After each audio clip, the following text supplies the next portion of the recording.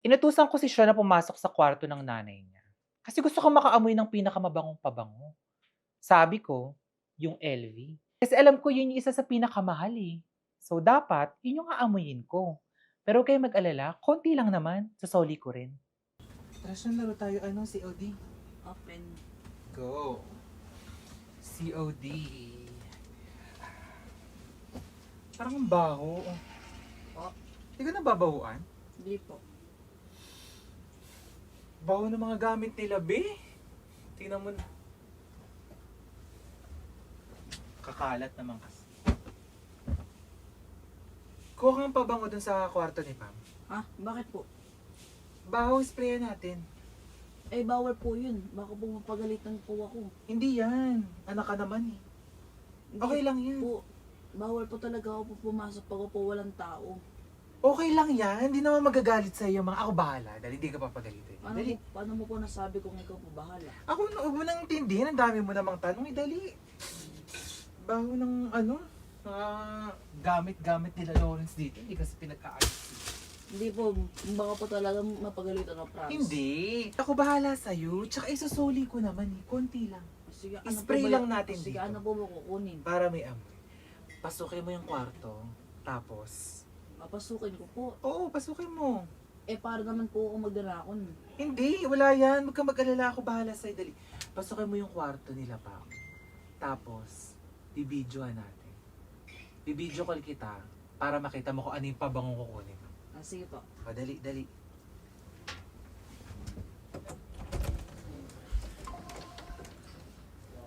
Hindi ko naman po talaga kasi gustong pumasok sa kwarto nila mami kasi po wala po sila doon. Pero inutusan po ako ni Tita Mars na magpunta doon. Pero pag di ko naman po kasi ginawa, hindi daw po kami maglalaro ng COD. Kaya wala naman akong choice kasi po wala po magawa. Pili ko po, wag na po kasi po kinakabahan po ako eh. Meron po kasi CCTV dito, baka po makita po ako. Hindi yan. Ako bahala dyan. Dali. Iba ka mo. Para makita kayo mga pabang. Ah, ito po. Ayan. Kunin mo yung... Ayan. Anong brand niyang kulay? Ito pa?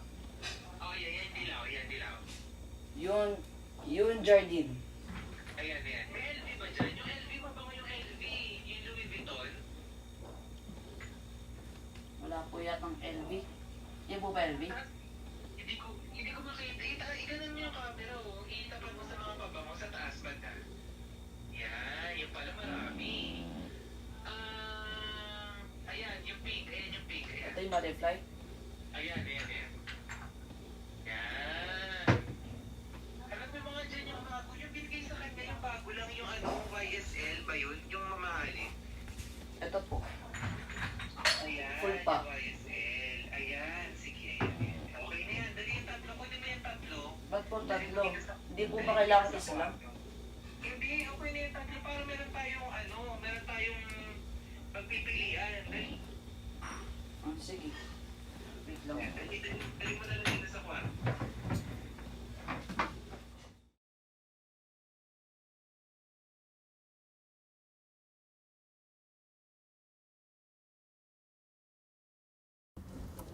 Ito po. Ayan. Yun. Teka lang po. Teka lang, Tita Mars. Hindi pa po nagagamit ni Mami ni. Yaan mo na. Konti lang naman. Hindi naman niya mapapansin. Ay, ito yung Louis Vuitton, LV. Hindi naman niya mapapansin yan. Oh, ang bango. Hindi pa po mapapansin may CCTV. Tama yan. Baka makita ni Mami, nagbawas. Wala, hindi makikita yan. Kala ko po ba dito sa room, pero ba't po sa'yo? Ang bango. Pag ni-spray ko to sa akin, maamoy na din dito yan. Hello, nandun po yung aircon, no? Bango. Ito is Hermes. Ooh.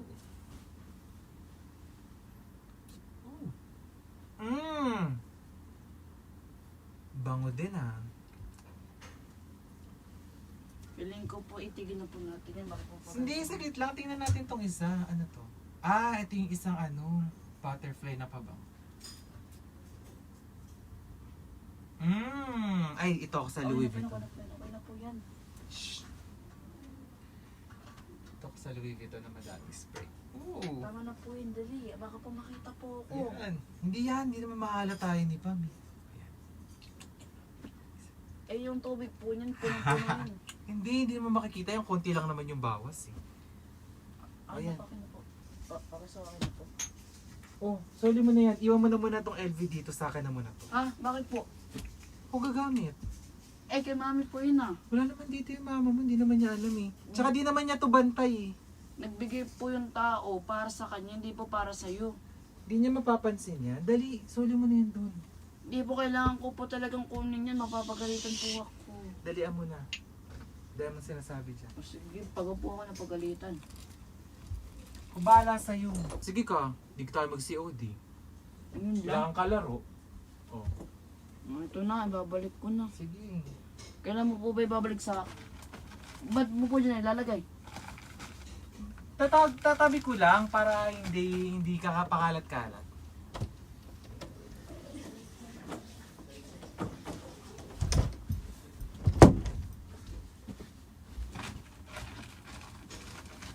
Bango nito, oh.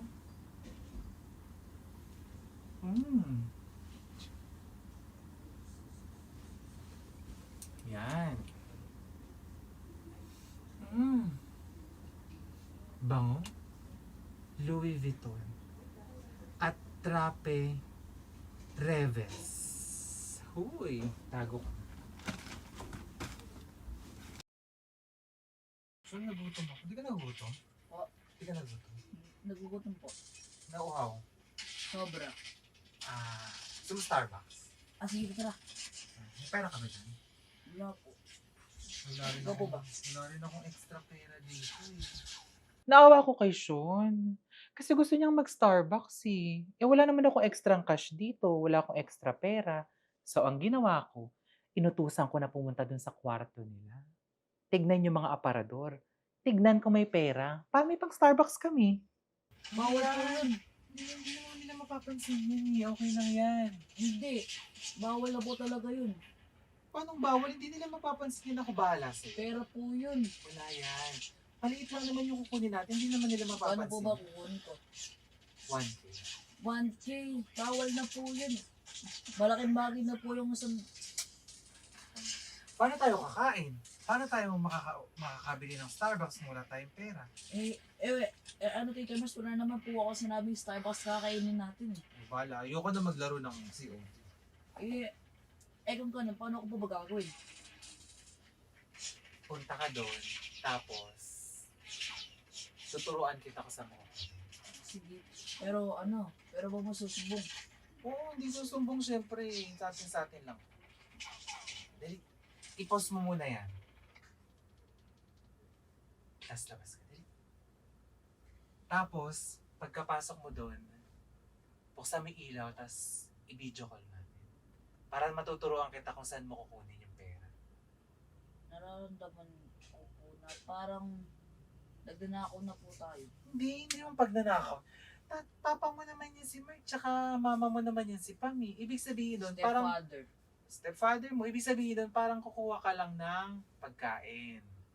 Parang bibili lang tayo ng pagkain. Nakigets mo? Hindi naman tayo nagnanakaw kasi kung nagnanakaw tayo, dapat hindi tayo kilala nila para magnakaw tayo.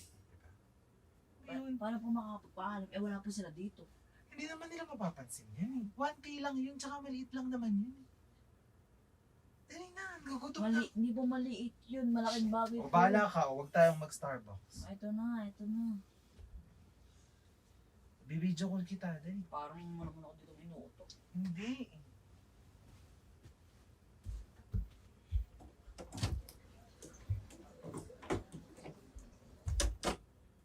Hindi ko na po alam kung tama po yung pinapagawa sa akin ni Tito Mers. Pero sabi naman po sa akin ni Tito Mers, hindi naman po sa akin magagalit si Tito Mers. Kasi 1,000 naman lang po yun eh. Iba ka mo.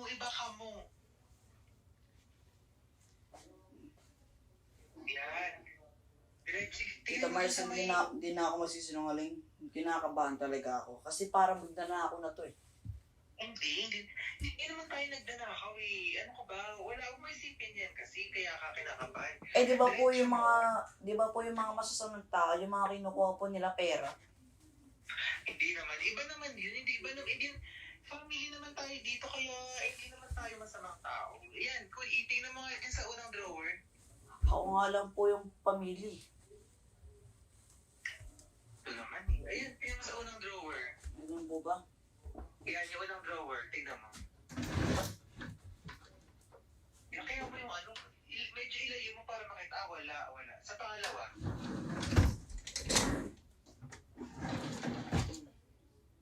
Ay, wala din. At tingnan mo sa ano, sa may pwestuhan ni Bert.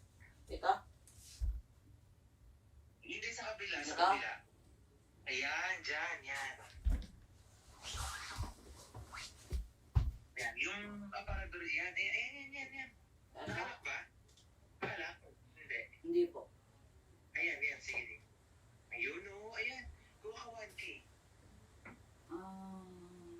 Nagbabago po yata isip ko. Nandiyan ka na eh. 1K lang. Sa tansyan ko. Oh, di nagugutom ka na din. Oh, 1K lang. Ayan. Hindi po sa nagugutom, kinakabahan ako. Huwag ka kabahan. Ano ka ba? Oh, Ayun ayan. na. Ayusin mo yung pagkakasara nung ano, yung para hindi magulo ba? Para maayos ba? Ayun. Yeah, ayusin mo yung pagkasara yan. Yung upuan, ayusin mo. Baka magulo. Ayun nga rin. Yan. At ayun, nakuha siya ng 1,000. Hoy, 1,000 lang yun 1K lang yun. Wala naman kay Mark yun Ayun na po yung pera. Yan. Dili. Tara. Pero, Inayos mo doon? Inayos mo yung pagkakaano doon? pero ayoko na pong kumain. Ikaw na lang po kumain. Bakit? Hindi ko naman po pera yun. So, nung oras na, di ka pa naliligo. O yan, Loris, sama mo nga kami. Mag-drive mo kami doon, mag-ano kami, Starbucks lang kami. 11:30 pa lang ah. Mag-Starbucks Kahit lang. na. Nagugutom. Ano, 11:30 pa maligo ka nagkakita. Nagugutom daw to si Sean eh. Nagugutom sa paglalaro namin ng Call of Duty. Ikaw na lang po kumain. Ayoko po kumain. Hindi, gutom ka, di ba? Tsaka uhaw ka. Tara, Pera ka? Hindi, may tulong Ako, meron ako sa ako. babae. 1K. 1K? Sige. Tara, pag-drive mo kami doon. Sino ka, Mars, para utusan akong mag-drive? Wala naman akong pakialam sa'yo eh. Ang concern ko lang naman dito ay si Sean. Baka si mamaya, pag nasahan mo siya sa gitna ng daan. Sabi ko sa'yo. Yun.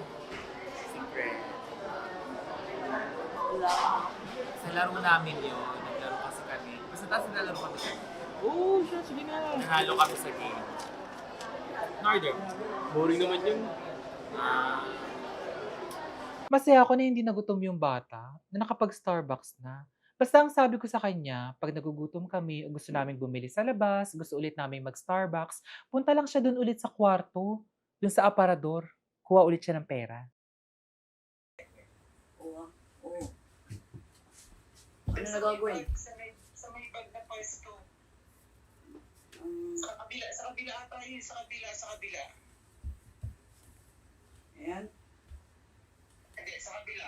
Yung sa may malapit sa CR. Ayan ba? Ayan, dyan.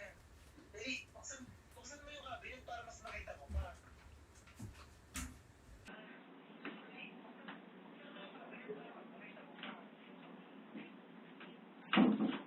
Sean, ano yan? Ano ginagawa mo dyan? Sean, ano yan? Ano ginagawa mo dyan? Ano ginagawa mo dito? Naglilinis. Ano naglilinis? Nililinis yung bag ni Mami.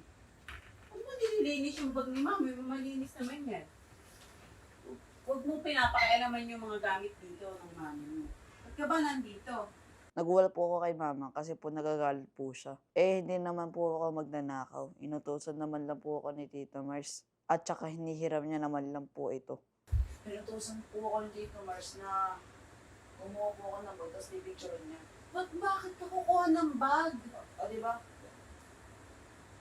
Ilan yung call? Huwag mong gagawin yan. Kahit utusan ka niya, masama yun. Kailangan mo magsabi muna sa mami mo. Eh, kasi sabi niya, kaibigan niya na daw po si Mami. Kahit na, huwag mong sinusunod. Nasaan ba yun? Doon sa kwarto ko. Mar, ano na naman yung inuutos mo naman kay Sean?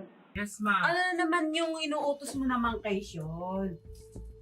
Mapipicturean ko lang naman yung bag. Hindi tama yun. Huwag mo naman inuutusan tong bata ng ganyan. Hindi dapat pumapasok yun doon sa kwarto ng walang tao, walang pahintulan. Sige. Pagka gusto mo, Bakit, doon ka magsabi kay Pam, hindi yung itong bata, utusan mo ng mga kalokohan. Bakit, ma? Picturean lang naman, hindi naman na ano. Kuhanin yung bag ni Pam. Ha? Kuhanin niya yung bag doon sa kwarto. Ba't ako kuhanin? Pipicturean ko lang. May in-order akong ganung bag rin kasi. Kailangan nung itsura. Ay, iba na yung kapala ng mukha mo. Pipicturean nga lang. Hindi ko naman nahawakan pa. Eh, di ba sabihin, meron kang plano? Pipicturean ko lang, babe. Wala naman akong gagawin. Pipicturean lang. Ayaw nyo pa. Kung ano-ano na lang ginagawa mo dito. Bakit mo kailangan gawin na utusan na pipicturean yung bag? Babe, pipicturean ko lang. Ba't galit na galit ka? Sa iba yung bag. Malamang sa BFF ko yun! Pipicturean ko lang, babe. Wala namang, hindi naman masisira yun. Manguutos ka pa? Sa bata pa? Saglit lang. Akala mo naman maaano. Kahit na hindi tama, nakaw din yun. Kapag kinuha na walang pahintulot ng may-ari, nakaw yun. Tsaka intention yun, ma. Kinakausap ka, nagsiselfone ka dito. Uy! Andito si mama, nagsiselfone ka lang dyan, kinakausap ka. Hiramin nga lang, di ba, saglit? Pipicturean Eh, lang. ba't hindi ka na lang nagpaalam kanila dito, kanila mama? Ma, pwede ko bang picturean saglit? Hindi yung mag-uutos ka pa ng ibang tao para lang gawin yun. Parang sumusobra ka na. Ay, Diyos ko, day. Pakadamot eh. Wala namang gagawing masama sa bag. Akala nyo masisira. Hindi ko alam kung ba't nandito ka.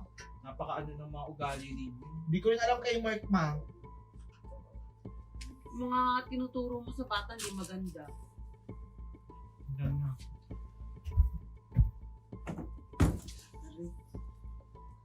Dadabog ka pa.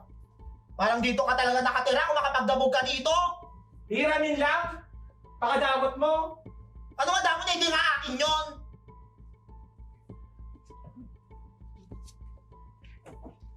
Ito naman kasi sumunod din. Sa mama mo yun. Paano pag may nawala doon, hindi lahat tayo may peste dito?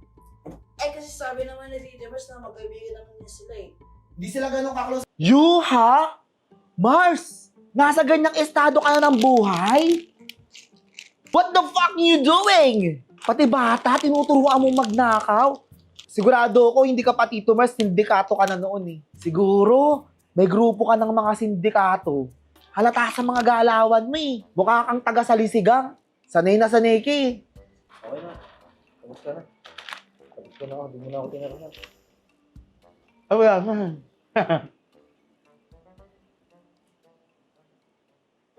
Grabe ka naman, Barbie. Paano naging pagnanakaw yung paghiram? Alam ko naging alipin ka, naging katulong ka. Siguro nung nanghiram ka sa amo mo, pinagbintangan kang magnanakaw, no? Kaya ngayon, sa akin mo binubunton. Magkaiba yung pagnanakaw sa paghiram. Gusto ko lang naman tingnan. Gusto ko lang naman maramdaman yung mga mamahaling bag. Bakit parang kasalanan ko na naman? Ako na naman yung mali dito, ha? Lagi na lang ako yung may kasalanan. Gusto ko lang na maramdaman yung mga ganong klaseng bagay. Pero bakit? Naging katulong ka. Alam mo yung pakiramdam na walang ganyang klaseng mga bagay. Napakasama ng ugali mo, Barbie. Sukdo lang ka ng sama. Grabe ka manapak ng dignidad ng tao. Porket may pera na yung anak mo, ganyan na yung ugali mo. Tandaan mo, hindi mo pera yun. Hindi mo pera yun, Barbie. Pera yun ni Merk. Pera niya yun, hindi sa'yo. Anong hinihiram ang bag? Bakit? Alam ba ng anak ko yan? Alam ba ni Pam yan? Hindi ba parang pagnanakaw na rin yan? Tinuturuan mo si Sean kung paanong magnakaw. Mars, hindi ka parte ng pamilyang to. Sampid ka lang. Tapos kung ano-anong tinuturo mo sa bata, hindi ka magandang ehemplo sa lahat ng tao. Ikaw dapat ang tao na iniiwasan at walang kasama sa buhay. Pinatira ka na, pinakain ka na, nakuha mo pa ring magnakaw. Ikaw lang ang nag-iisang kilala kong tao na ganyan. At pasensya ka na, Mars. Kailangan ko tong sabihin sa anak ko. Good luck.